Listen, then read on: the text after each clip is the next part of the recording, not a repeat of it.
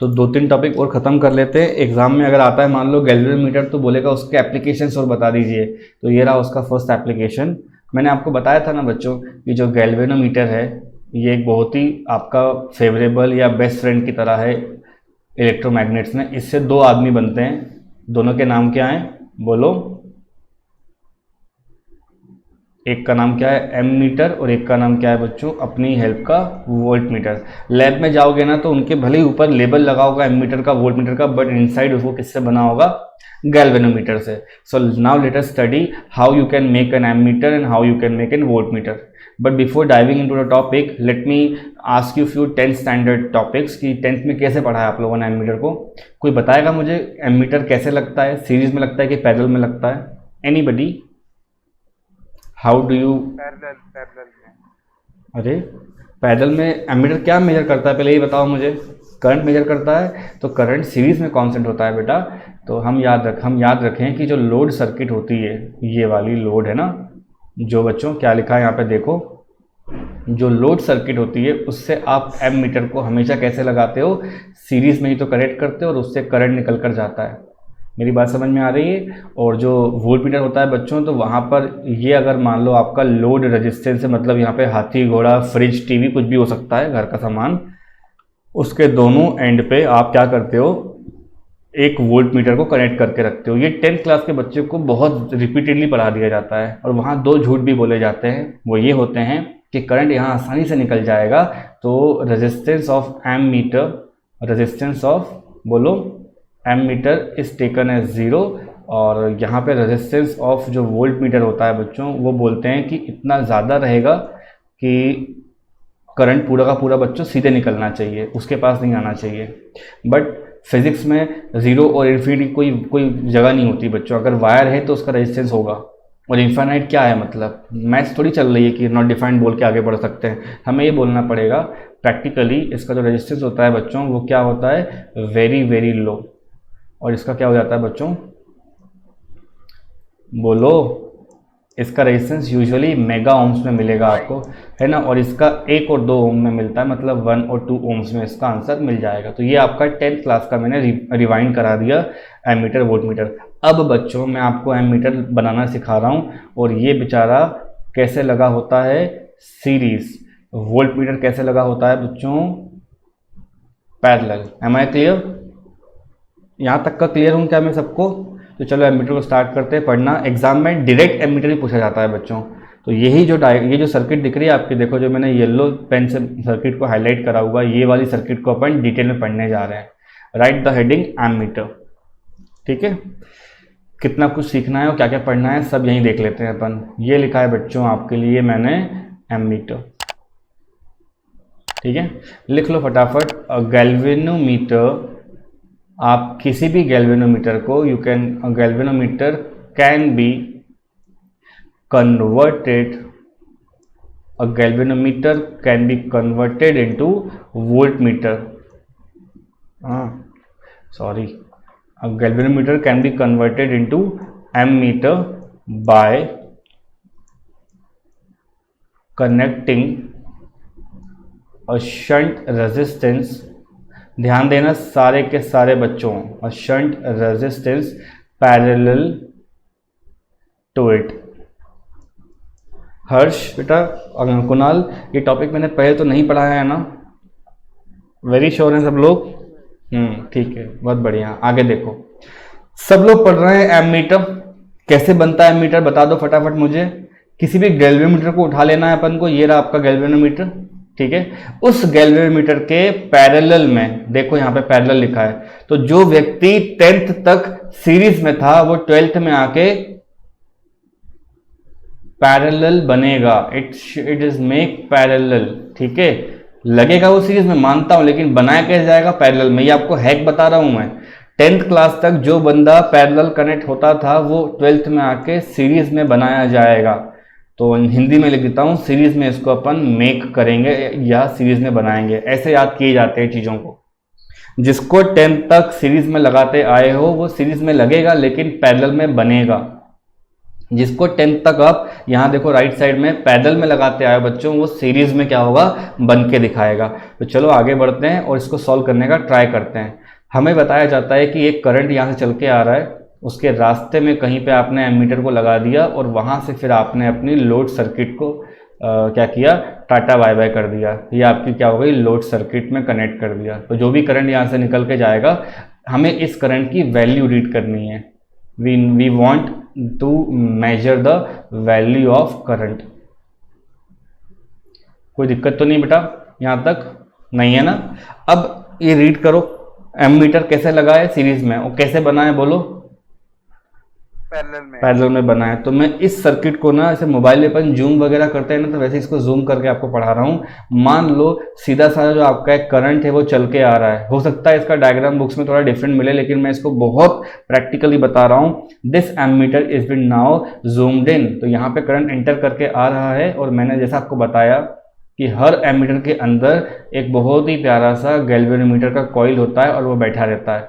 तो ये रही उसकी कॉइल। उस कॉइल से बच्चों, एक सेकेंड है, ये रही बच्चों उसकी कॉइल। उस कॉइल से बच्चों ये सेंटर वाले पॉइंट से उसकी एक नीडल होती है, उसका एक मीटर होता है, यहाँ 0 होता है और यहाँ उसकी मैक्सिमम वैल्यू होती है और वो आगे से जा रही होती है। अब रीड करो फर्स्ट लाइन क्या कह रही है। A galvanometer can be converted into ammeter. हम हर उस गैल्वेनोमीटर को कन्वर्ट कर सकते हैं एमीटर में एक शंट को कनेक्ट करके। और शंट का मतलब होता है बहुत बहुत बहुत छोटा resistance, very low resistance parallel to it. तो आप क्या करोगे, ये हो गया आपका शंटिंग।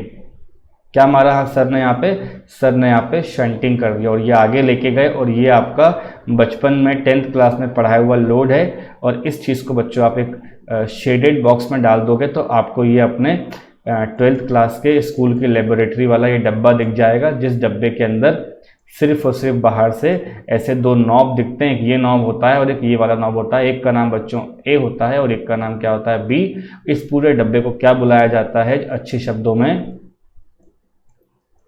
तो देखो जो इंसान खुद सीरीज में लगा है वो कैसे बना है बच्चों। देखो दो लोग कैसे कनेक्टेड हैं, पैरेलल में कनेक्टेड हैं। जी और एस देख के घबराना नहीं है। बुक्स में आपके आर ऑफ जी लिखा रहेगा, मैंने उसको जी लिख के पढ़ाया, ज़्यादा इजी है। बुक में आपको आर ऑफ एस लिखा रहेगा, मैंने एस लिख के पढ़ाया है। जी और एस लिखने से इसमें मिट्टी नहीं लग जाएगी। एस मतलब शंट होगा, जी मतलब गैल्वेनोमीटर की कॉइल का रेजिस्टेंस है भाई। ये नहीं आया, अरे इसके पास कॉइल होगी, वायर होगा। 2 मिनट पहले देखो ना, यहाँ पे कॉइल नहीं दिख रही है आपको, ये रेड कलर से बनी हुई। तो क्या कॉइल के पास खुद का रेजिस्टेंस नहीं होगा? बिल्कुल होगा। और 50-60 ओम उसका रेजिस्टेंस आता है, कम से कम 50 ओम रेजिस्टेंस का बनता है कॉइल। तो वही वैल्यू के बारे में अपन बात कर रहे हैं। मुझे कोई बच्चा सीरीज पैरेलल की क्लास से उठा करके वो लॉजिक बताओ कि पैरेलल में करने का पर्पस क्या होता है, क्या उद्देश्य है मेरा पैरेलल में कनेक्ट करना है किसी को। शंट ऑलरेडी बहुत छोटी वैल्यू है, गैल्वेनोमीटर थोड़ी रिलेटिवली छोटी वैल्यू है। तो इसका आंसर क्या आएगा, छोटा आएगा या ज्यादा आएगा? शंटिंग करने से क्या होता है,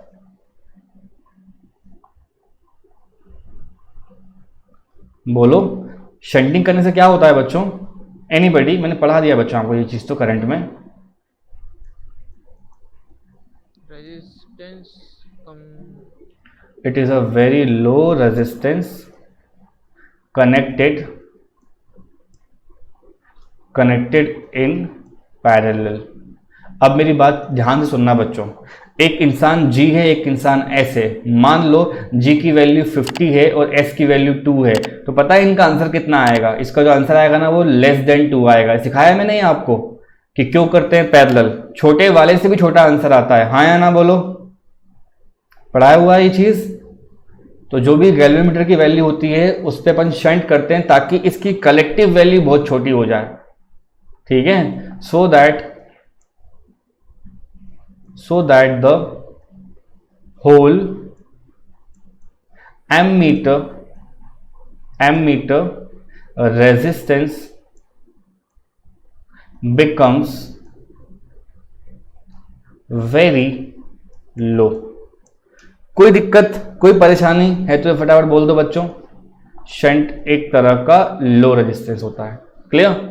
अब मैं आप सब बच्चों से पूछता हूं बच्चों, ए से लेके बी तक मुझे केवीएल लगा के दिखा दो और मैं बहुत खुश हो जाऊंगा अगर बच्चे मुझे केवीएल बता दें। KVL। चलो शुरू हो जाओ। ए से लेके बी तक जाने के 2 रास्ते हैं, मतलब कोचिंग से घर जाने के 2 रास्ते हैं, एक घूम फिर के दोस्तों के साथ घूम के जाना और एक बार सीधे घर चले जाना। तो दोनों पाथ से जाके दिखाना है मुझे, ये वाले पाथ से भी और ये वाले पाथ से भी। 2 इक्वेशन आएंगी, दोनों से आंसर मिल जाएगा और जल्दी बताइए मुझे।